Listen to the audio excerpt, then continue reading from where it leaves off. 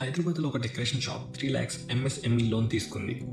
దివాళీ ముందు స్టాక్ పెట్టుకుంది, extra staff hire చేసింది. క్యాష్ ఫ్లో వల్ల షాప్ క్లోజ్ చేయడం కన్నా ఫెస్టివల్ సీజన్లో వాళ్ళు గ్రో అయ్యారు. Welcome to day 6 of startup decision series. Festival సీజన్కి ఇంకా 3 weeks మాత్రమే ఉన్నాయి. నీ విజయవాడ షాప్లో racks half empty. Staff salaries ఇంకో 5 daysలో పే చేయాలి and bank loan less than 40,000 money ఉంది. నీ ముందు ఉన్నాయి 2 దారులు.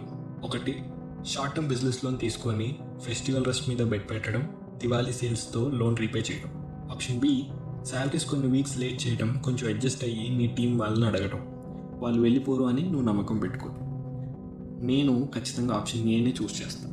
శాలరీస్ డిలే అవ్వటం అంటే ఫీలింగ్స్ హర్ట్ అవ్వటం మాత్రమే కాదు, నీ ట్రస్ట్ బ్రేక్ అవ్వటం, పీపుల్ రిజైన్ అవ్వటం, మళ్ళీ వెంటనే వాళ్ళు ఇంకో జాబ్ సర్చ్లో పడిపోవటం.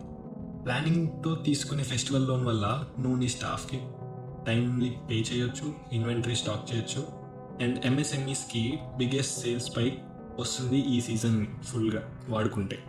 ఇప్పుడు నిజంగా చెప్పు, ఈ సిచ్యువేషన్ నీకు వస్తే నువ్వేం చూస్ చేసుకుంటావు?